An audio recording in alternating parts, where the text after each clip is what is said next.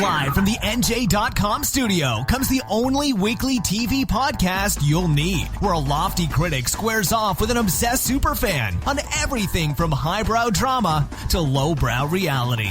The cocktail shaker is ready. Prepare for your TV hangover. Now, your hosts, Vicki Hyman and Erin Medley.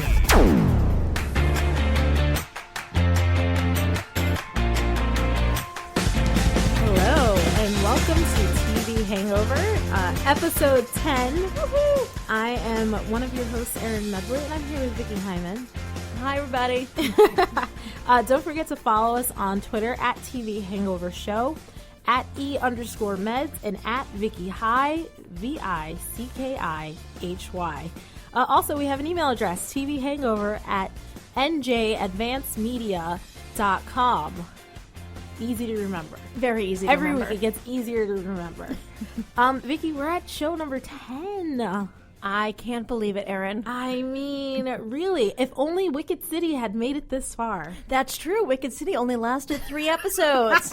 Sucker! Oh my god, I knew it too. From the moment I watched that It was terrible. Pilot, I was like, this is not going to happen, even though I was super excited based on the trailer.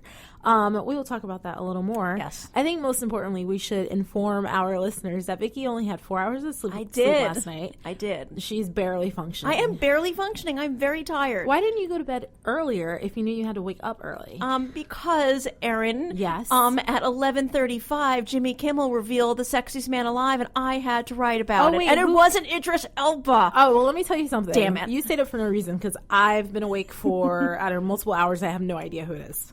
Well, do you want me to tell you? Tell me. It's going to be incredibly disappointing. Are you sure? Wait, I'll give you a guess. I'll give you give you me have a to clue guess. and I'll guess. Go ahead. He is married to a celebrity. Brad Pitt. He is certainly is a celebrity himself, but no, it's not Brad Pitt. Damn it. He's not an actor, but he is married to a celebrity. George Stephanopoulos? Yes, that is the obvious next choice. Bingo. Yes. No, it's Roger Ailes. No. No. I need another clue. Okay, not a musician either. So people totally going out there this time. So is it a politician? Not a musician? No. Oh my god, I have no idea. Well, people only writes about 3 kinds of people. If you're not a hot David Beckham. Yes, very good. Oh, very good. I'm very excited about that very guess. Good. And really? I can't figure out why, because I mean, it's really it's just a publicity stunt, and it has to do with some movie that's coming out, something that's happening. And what's David Beckham been up to lately? I'm just starring in underwear commercials. Underwear ads. I have Super Bowl's coming up, so there'll be another H&M underwear ad. I don't know. Look, I always say that people, they go with the easy choice. Mm-hmm. They never go out on a limb to pick their sexiest. They never go with the easy? No, they always go with the okay, easy sorry. choice. They never go out on a limb. It's a sleep thing again, no, sorry. I get it. So I'm not surprised that it's David Beckham. It's like, meh. I was really surprised. I really thought, I thought Idris really had a shot this year. And I think other people were saying Chris Pratt, but I think last year would really have been his year. But that was Chris Hemsworth. Whose year probably should have been the year before that, which was Channing Tatum, whose year probably should have been... Anyway. Agreed. They're always behind. I know way too much about those people. That's okay. All right. Well, David Beckham, look at that. So, Vicki, it's been an interesting week so far in news. Charlie Sheen was on the Today Show earlier this week, where he dropped a bombshell. Well, not so much. I mean, he was sort of like pushing the bombshell, from previous days. Well, which yes. had been dropped earlier. by other people, not yes, Charlie. Not by Charlie. This came out of his mouth. So let's take a listen to Charlie Sheen's bombshell-worthy interview with Matt Lauer. You know there are a lot of rumors out there right now, and you would like to address them head on, so I'll give it to you. Go ahead. I have to, yeah.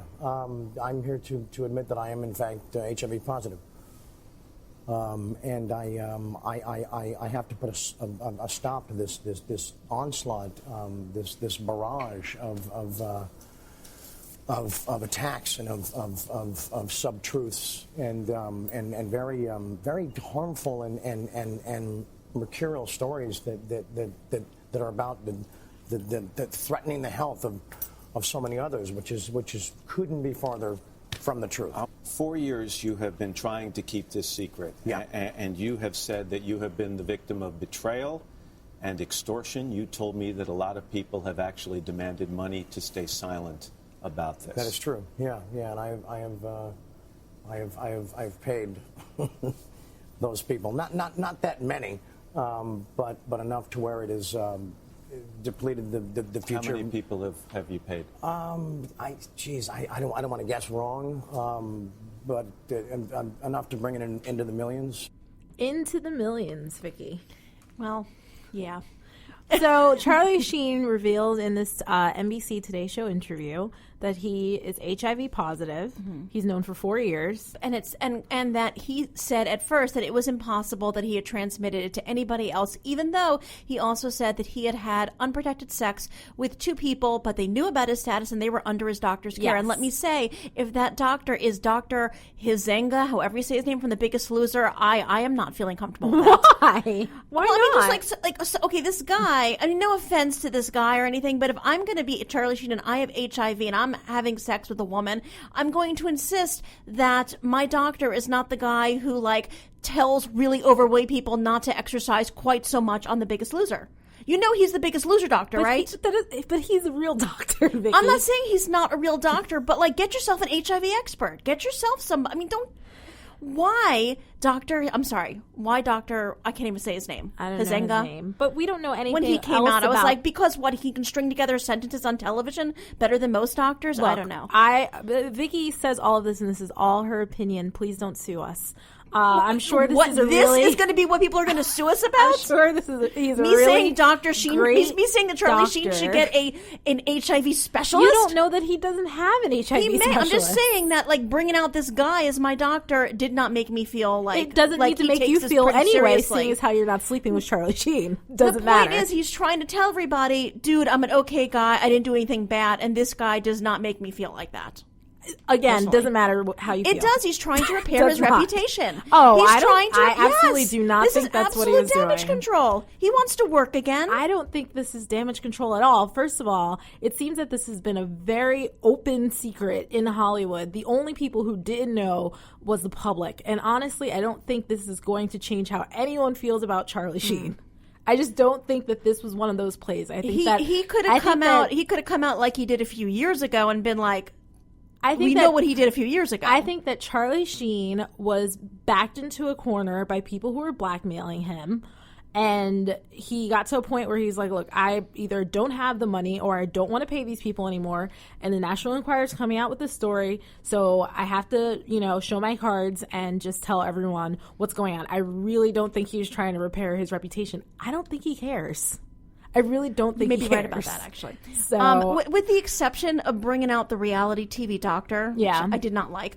I actually thought that he, in the pantheon of celebrity, I don't want to call this a mea culpa, but celebrity bombshells that have been revealed, wasn't bad. I did feel that he came off as pretty sincere.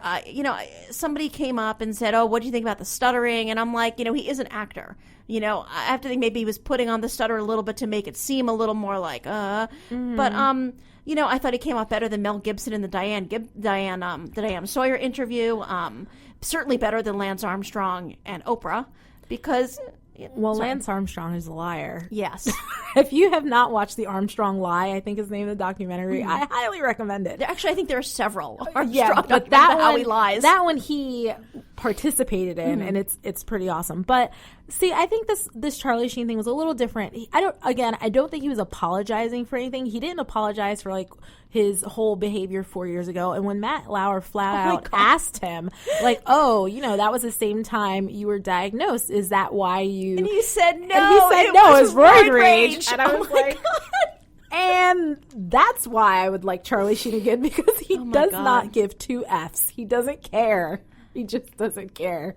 And I thought that was the best part of the entire interview. That was my favorite moment, actually. I mean, I hate to have favorite moments about a guy talking about having HIV, but when he said, that was roid rage, whatever. Yeah. And I really don't think this is one of those moments where, people are going to be like, oh my gosh, Charlie Sheen has HIV. I should go out and get tested.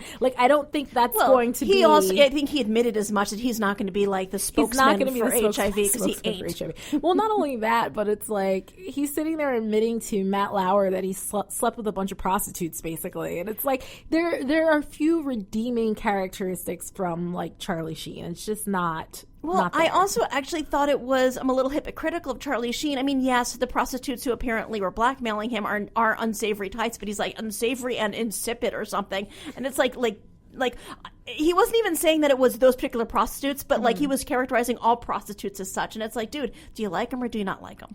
Well, he likes what they give him. Yes. So I'm sure this won't be the last we hear out of Charlie Sheen, but I think we hope it all.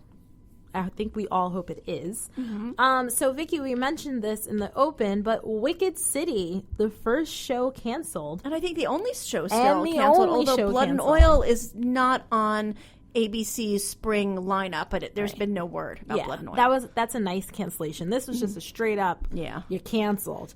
Thanks for playing. Wicked City is the ABC drama that starred Ed Westwick and Erica Christensen from Parenthood, and Swim Fam. I was going to say, and let's not forget. And it was a crime anthology show about murder, a serial killer in Los Angeles in the 1980s.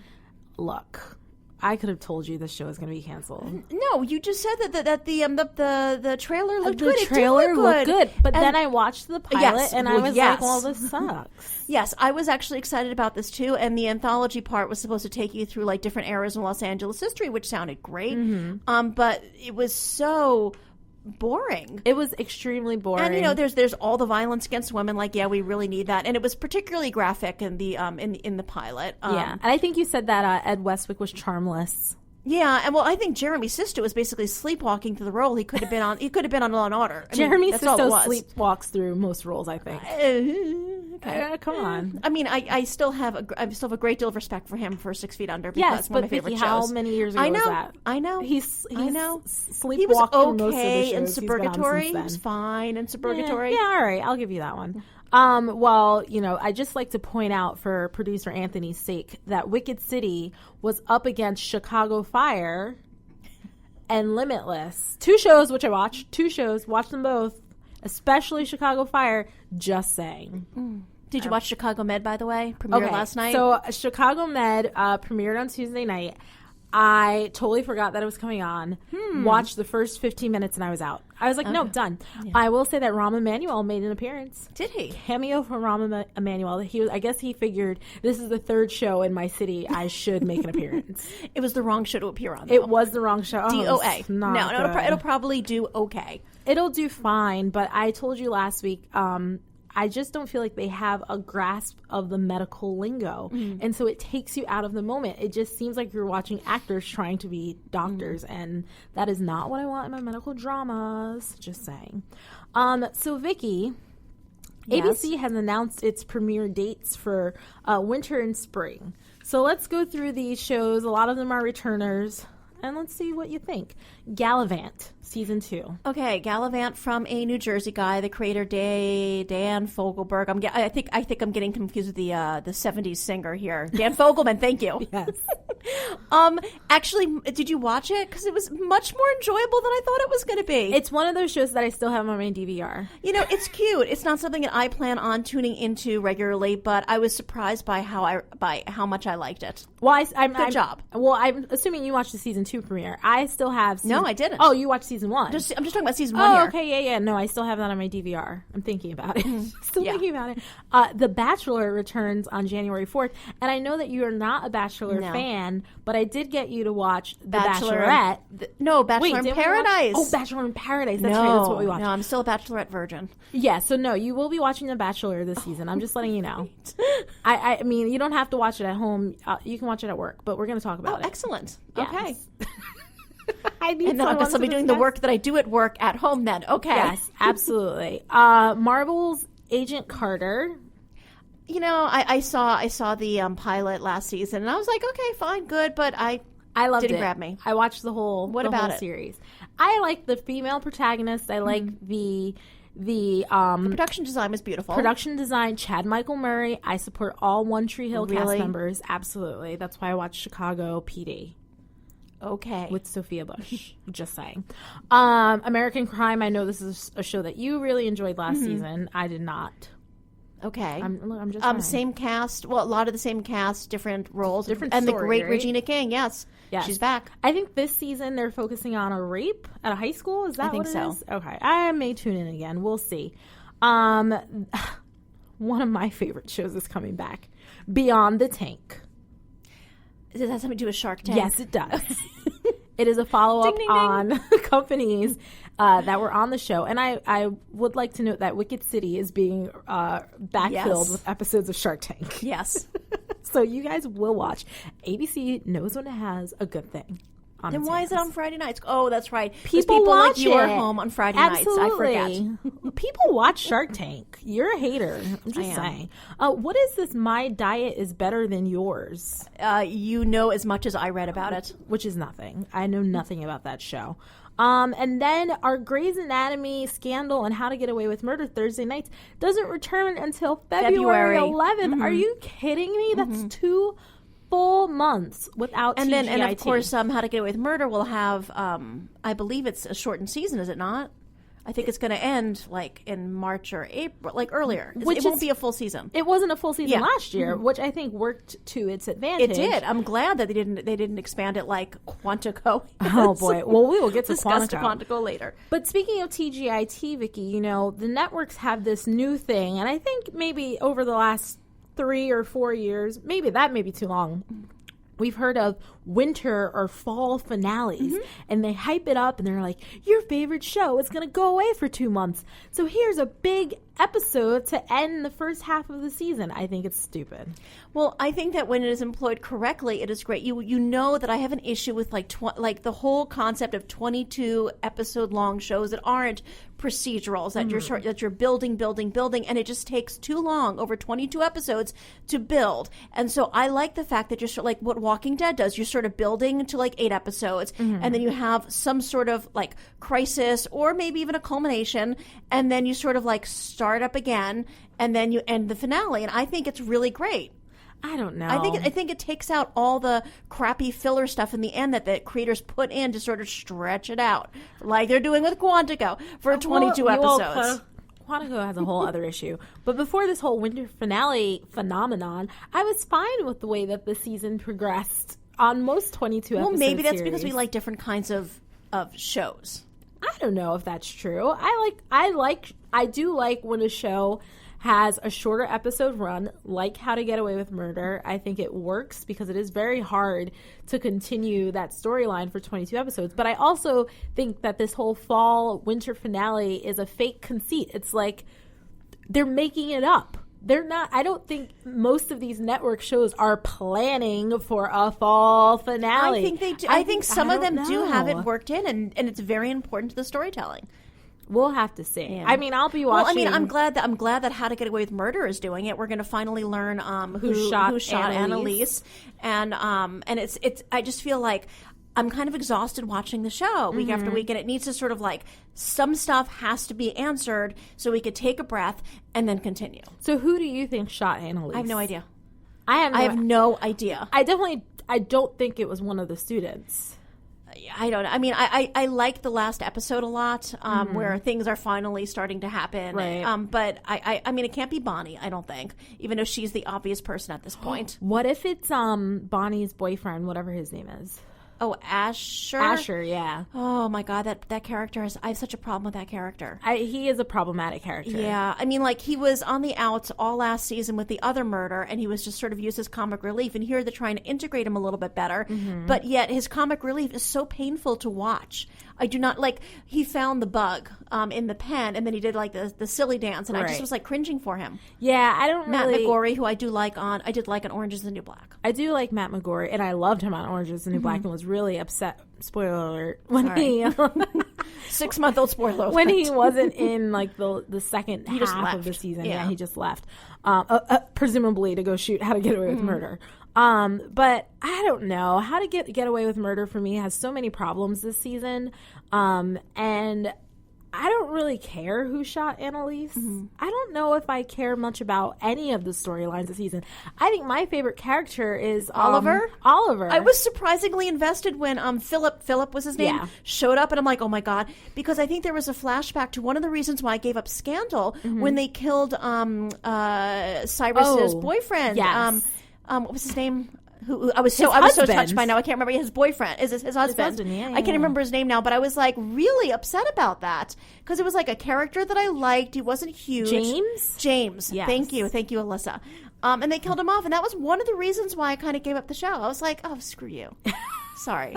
And I really didn't want to see, and he wasn't killed. Thank you very much. Oliver wasn't killed. Right. But I think there is a huge issue with your show where the ensemble cast, the viewers don't care about the ensemble. They care about some character that you brought in who's like a supporting player. That is a huge because he doesn't give you a headache like the rest of them. Oh my gosh. Okay, can we talk for a second about like basically it was an orgy scene, even though they were separate sex scenes, but there was so much like caressing and moving and hands and tongues and whatever. I was like, what time is it? Oh, okay, great. It's after 10. I was telling one of my friends was like, oh yeah, I saved it to watch it with my daughter. I'm like, I don't know if you want to do that. No. You may want to send her out of the room for the last 2 minutes. I mean, I have no problem with all the different permutations, right? But I just didn't need to see that much or them be that specific. There was a lot of sexy time. A lot of sexy time. So moving on to a show that has zero sexy time at all. I can't wait. So do you love that transition? The Wiz Live. True. Very true. No sexy time. So The Wiz Live will air on NBC in a few weeks. And December 3rd. December 3rd. Oh, we will find out. Let's listen to a trailer. December 3rd. It's the live event of the season.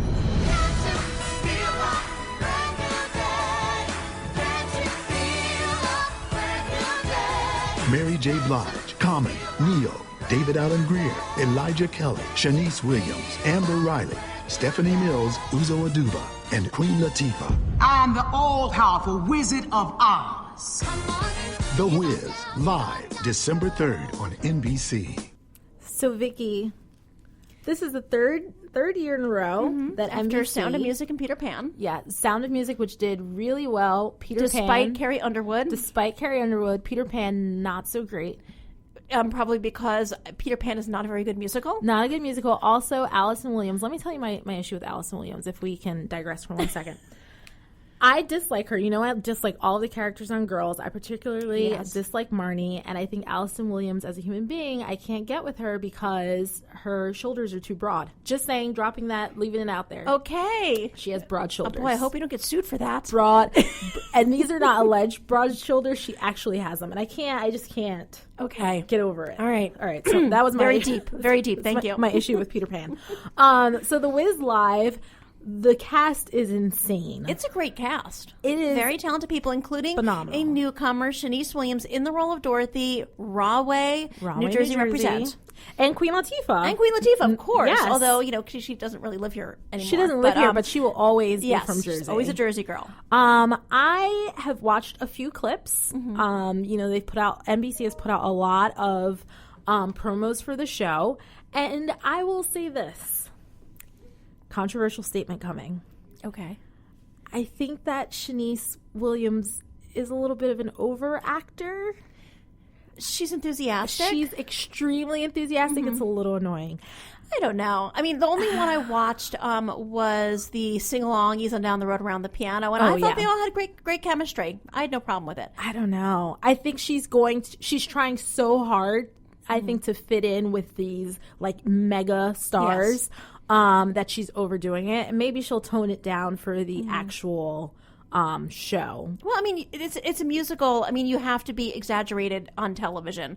You have to be exaggerated on Broadway on a stage. You don't have to be exaggerated on television. I don't know. I mean, there's a huge spectacle. This is going to be a massive spectacle, and I think that everybody's got to really bring their A game, and I think she's trying, and I'm looking forward to seeing what she can do. Now, I have to say, when I heard it was The Wiz, I've actually never seen the musical. I've only seen the movie, which I think gave me nightmares. No, I'm serious. That's a kind of I mean, it was a critical flop. It did not do well, and it gave me, seriously, I was young, and it gave me nightmares. The only songs I really know from it are Ease on Down the Road and Home, and I know that they're going back to the musical here, which is not as crazy acid trippy as the movie was. So I'm keeping an open mind, although I'm like, maybe in St. Louis, what's wrong with that one? Have that be your holiday, musical. Why are you gonna be like that? No. What's wrong with that? I would love Sweeney Todd. I mean, what do you want to say? I would love. Well, first of all, I'm really excited about Grease Live. Okay. Because Grease is my favorite movie musical of all time, and I know the stage version is a little different, just like this one. But I'm really excited about that, and I would love to see Annie. I think Annie would make a great that actually holiday would be movie. a very good holiday movie, because that's the thing. I mean, we're talking about a holiday movie here, so it automatically X's out a bunch of stuff. Absolutely. And Grease, I don't think would be a good holiday musical. No, but you're right. Annie would be good. Yeah. But I'm saying there are a lot of musicals out there, and I think there's nothing wrong with, I've never seen it, as I said, I'm sure there's nothing wrong with the musical, but I think you also need something that's going to be huge crowd pleaser with a lot of songs that people know, and I don't think people are familiar enough with this one. I don't think people are familiar enough with The Wiz, but they are familiar with Mary J. Blige and Neo and Queen Latifah and Common and Amber Riley. I think it'll be fine. Okay.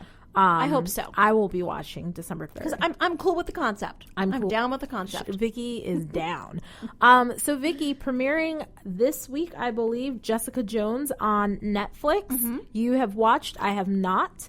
I'm not I had to sign a non-disclosure agreement. So you can't talk about it? No, I can talk about it. I can give you my review, but it's like I can't let anybody see it. I can't give spoiler details. I mean, like maybe sign something, which does not happen very often. Well, tell us what you can about Jessica Jones. It's excellent. It is really wonderful. I'm not familiar with the character. Actually, I shouldn't use the word wonderful. It's not wonderful. It is extremely well done. It is gripping. It is... I was on the edge of my seat at the end. Couldn't believe what I was seeing. But tell us who is Jessica Jones? Jessica Jones is a superhero in the Marvel superhero world. She's one of the Defenders, which are these sort of street level superheroes. Like, I'm sorry. Daredevil, thank you. Sorry. You know what? I was going to say Blind Spot. I'm like, no, that's the wrong show because he's blind. Daredevil's blind. Show. And she plays a superhero who I don't want to give away too much, but she basically gives up being a superhero and sort of has bad experiences associated with that time in her life, has sort of PTSD, and becomes a private investigator. And she still uses some of her like strength and able to leap tall buildings kind of powers to do her job, but she also does it the old-fashioned way because she's like really smart. Played by I always forget this. Kristen, help me out here. Vicky. From Breaking Bad and the B from Apartment 23. Oh, I know what you're talking about. Really? That's I who plays apologize this to character? everybody listening. Kristen Ritter? Kristen Really? Ritter, thank you. I always want to say Kristen Bell, and I know it's not Kristen Bell. No, Kristen Bell's starring in washing machine commercials right now. She stars. It's very much in the Daredevil mode, sort of noir, but actually even more neo-noir with like the little like trumpet jazzy sounds in the background and the smoke rising from the pavement, all that stuff. What I think of the show is that it's actually a very, very well done metaphor for violence in a relationship, domestic violence, the aftermath, and how women stay with their abusers even though they know they shouldn't. I know. Really? The pilot really, by the end of the episode, you're like, oh my God. And they do it in not an exploitative way. There's no real violence against women in the first episode at all, which is very refreshing, let me say. You don't see, women being ripped apart and stabbed in the head while I'm going to Wicked City here. I thought it was great. I'm going to try watching while it's down, Vicky. I'm going to try watching as many episodes as I can before I finish my review, which is going to be running on NJ.com probably on Thursday or Friday. Perfect. Well, we will check that out. I mean, I don't have Netflix. You don't have Netflix? Look. Are you crazy? I'm kind of crazy. I don't have Netflix. I'm very cheap. I'm right now paying for HBO Now and Showtime, and I bought an Amazon Prime subscription. I hate to tell you this. You could probably write it off because you do participate in a TV blog. If the IRS TV podcast is not listening, I may consider that, but I don't have Netflix right now. I wait until there are multiple shows I want to watch, like Orange is the New Black and Unbreakable Kimmy Schmidt, and then I get the subscription, I watch all the shows, and then I cancel. So we don't see you for like a month? No, it's more like 10 months. Yeah. Oh, you don't see me for a month. Yeah, but I cancel Netflix for 10 months. I only get it 1 month at a time. I know. TMI. So, Vicki, it's that time of week for Name That Show. I love our little intro music. Woo! All right, you go first this week. Okay. I'm ready. I come from a long line of unforgivable men. Ooh, now I feel like this is a show I would watch. Come from a long line of unforgivable I know you have watched it. I have watched it. Is it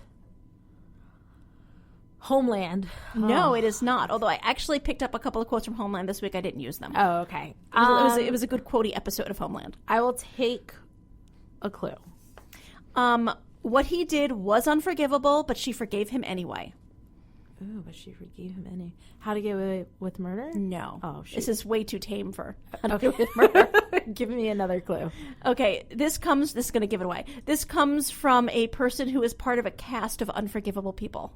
Oh, The Affair? Yes. That was on. I was going to say The Affair, and then I changed my mind. Did you watch this last week's episode? No. I'm kind of back on track a little bit. Are you? I am. I was sort of veered off the path, and now I'm kind of back into it. But everybody is still. Now you find out not only is Moritier's family so incredibly awful, but you find out that Cole's family is also pretty damn awful too. Well, I think we kind of knew that. And actually, the person who said this is not Noah Soloway. It's Cole.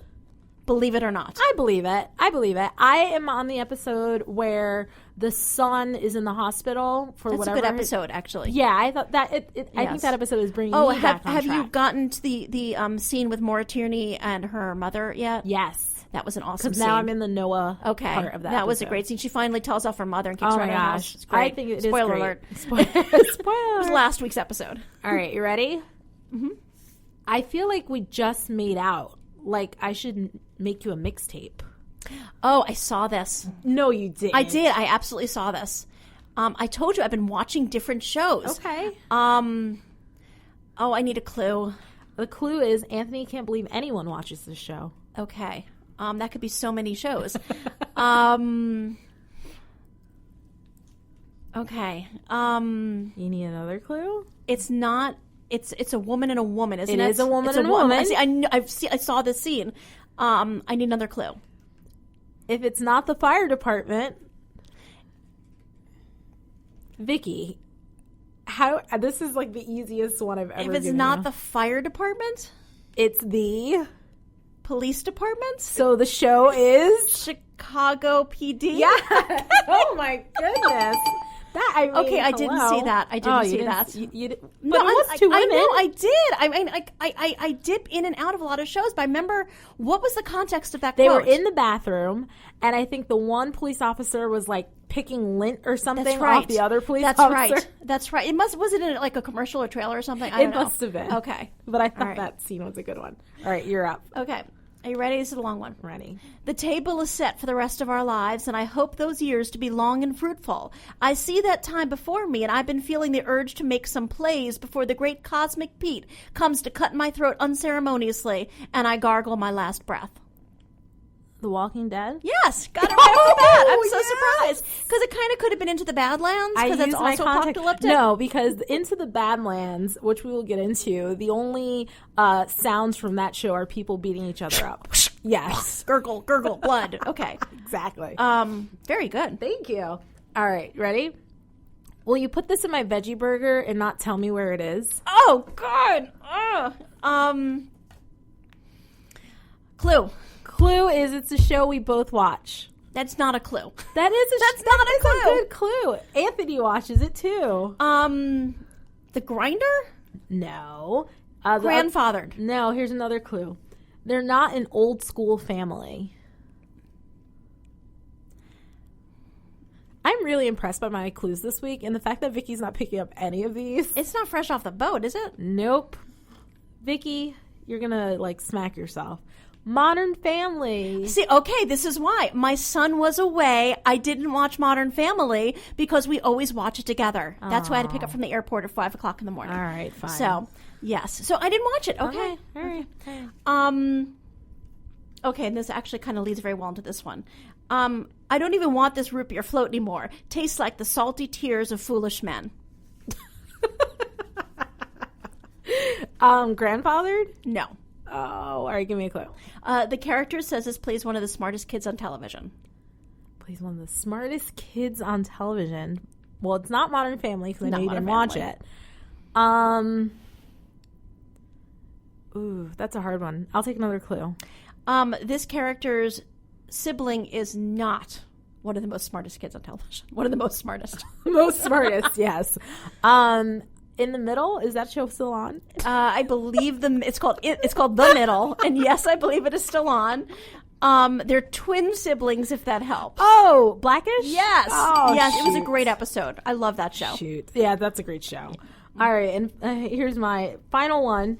I made a promise to Christina that I wouldn't let you go dark and twisty, that I'd be your person if you needed one. Well, it's got to be Grey's Anatomy. Absolutely. Of course. All right. That was Meredith to Hunt. I could have gotten from Dark and Twisty. You had me at Dark and Twisty. I had you at Christina.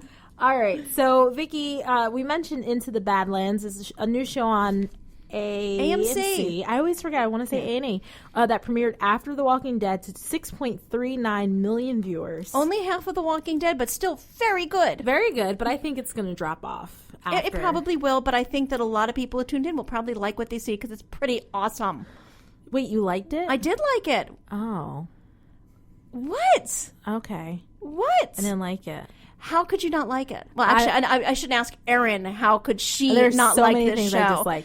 Because you never would have watched the show had I not said, Erin, you must watch the show and tell me what you think. Look, I will say I shouldn't be surprised. I like a dystopian world. Yes. I like watching children fight one another. Okay. A la The Hunger Games and Divergent. Mm-hmm. I did not like the show. Too much testosterone. Really? I watched 20 minutes. Okay, well, it's funny because one of the other armies of the Barons is an all-female army called the Butterflies, and they're kick-ass. I must have missed There's a wonderful scene which you might want to give another try. Did you see the scene where the character known as the Widow, dressed in like black leather and like stiletto boots, walks into a bar and proceeds to vanquish everybody with like knives hidden all over her person? There's too much violence on this show. I can't. It's stylized violence. Of course, there are hatchets to the head too. It's not my cup of tea. I loved it. I thought it was great. I think everybody should check it out. Well, I think that the ratings are going to go down significantly. They are going to go down significantly. They did put a lot of money into the show, and I think it will find an audience. I will say it did look nice. Aesthetically, it was a great looking show. I mean, it was not without its problems. Some of the dialogue was a bit leaden, but I thought they world built very effectively. And the action scenes were just incredible. Well, the martial arts scenes were amazing. I'm not adding it to my roster. I wouldn't expect you to. Look, don't poo-poo my taste. I watch many things. I'm not poo-pooing your taste. I know this is not your thing. It's not my thing. But I think if you'd given it another 10 minutes... The most violence I watch on TV comes from the Vampire Diaries. That's it. So... that says a lot. Nothing to say about that. Speaking of shows where there's violence, Vicki, Quantico, our favorite show to How are they going to make this last for 20? I think it's 19 episodes that they're signed up for. It is exhausting to watch this show. I don't know what the heck happened in this past episode. It was too much back and forth. There were too many characters involved. I think the problem with Quantico, I think they could take a page out of the Game of Thrones book, where Game of Thrones has a ton of characters, but you don't see them all every week. That's true. On Quantico, we have to follow every storyline every week, and it's confusing, and we're time hopping, and I'm exhausted. This is the week that we find out that Shelby has a half sister who is Muslim or Arabic, Arab. I don't know. Yes. In the Middle East, which is enough to supposed to be enough to make us suspect that she is the killer and the terrorist. The terrorist. And we also find out that there's a huge twist. And before we reveal it, we have a clip. Guys, I think I found something. These are credit card receipts in my name. The bomber bought insulation, reflective paint, non-corrosive drain cleaner. Yeah, but that doesn't make any sense. None of those components were found in the Grand Central bomb. Well, maybe they needed them for a dry run. Alex, what's wrong? What if Grand Central was a dry run? Dun, dun, dun. What if Grand Central was the dry run? That's the twist? That there's another bomb? There's another bomb. That's not a twist. I'm sorry. How is that a twist? Well, no, a twist is you telling me like, oh, this person's not exactly who they said they were, and they're probably which has been the entire show. Correct. The whole show is a twist, and none of it makes sense, and none of it is interesting. It's not a twist. It's more of a plot permutation. I think it's the second time I've used the word permutation. Probably. Vicki, so a couple other flaws with this episode. When Simon goes in to speak to the twins, and he's like, oh, yeah. Well, now I guess I have to figure out how to tell you guys apart. And, like, the big difference is one wears the, how do you say it, the hijab, and the other one doesn't? Well, no, there's certainly more differences. And, well, the issue, it's becoming very soapy and melodramatic because he thinks that he fell in love with basically the more observant Muslim of the two as opposed to the more secular of the two. But it turns out, I think he's got the hots for the secular one. Correct. And she does not she supposedly does not have the hots for him, but I mean... Right. Yeah. Well, and then you also find out at the end, I think that Simon has some sort of Israeli connection that he's in contact with, blah, blah, blah. The two standout moments where I was like, are you kidding me? Was the one where they're in the park running one of their simulations when they were in Quantico, and they have to figure out who the terrorist is. And, of course, Alex is the one to figure it out. And she's 10 feet away from the terrorist. She goes, that's him! As opposed to just, like, walking up to him and then tackling him. So, of course, he runs. And then, I'm sorry, my favorite, the hoodie of invisibility that she dons. I'm sorry. She thinks that putting a hoodie on over her lush, gorgeous locks is going to make the most wanted terrorist in the world Well, we invisible. saw that in the pilot, too, where she puts the FBI cap on and pulls it down low over But that was her before brow everybody know who she was. Now it's a hoodie. I guess. Well, my favorite / least favorite moment from the episode was when Shelby confessed her love to Caleb when they're back at Quantico, where she's like, I don't just like you, or whatever the hell she said. And I'm like, you 20 minutes ago didn't know his birthday or like the fact that knew that he was in a cult, and now all of a sudden you're in love. Like, you guys have never had a real conversation. That was another, like, where did that come from? Twisted. He was like basically in Scientology. Yes. I'm sorry, I kind of really enjoed that. I hope we get more of that. This show is ridiculous. Let's do like a Shondaland show about Scientology. I think that would be a great show. This is not a Shondaland show. It's a Shondaland style show. It absolutely is. But the difference is it's not good. It's not good. No, I'm just saying, I just would like to see anybody out there want to create a sudsy melodrama about the inner workings of Scientology. I'm in for it. I'm in for it too, but that will never get picked up. So Vicki, as we always do, we have to guess who the terrorist is. Oh my God. I say that every week. I don't know. I'm still going with Simon. I'm going to stick with mine from last week and say it's one of the twins. I don't know which one because I can't tell them apart either. I can't tell them apart either. I don't even know their names. Nima and the other one. Nima and Raina. Oh, Raina. And actually, I did figure out this week that I believe that Raina is the more observant of the two, and Nima is the other one who Simon really does have the hots for. We don't even know. It was episode 8. We have no idea. Ugh, Quantico. It's a flaw. It is a flaw. Well, Vicki, that wraps up episode 10 of TV Hangover. We will not have a show next week. Happy Thanksgiving, everyone. But we will be back the week after to talk about all things TV. Don't forget to follow us on Twitter at TV Hangover Show, and subscribe and review us on iTunes and Stitcher. We're also on Spreaker and TuneIn Radio. I knew I was going to forget one. We're everywhere. Everywhere. Everywhere. Thanks for listening. We will see you in a couple weeks.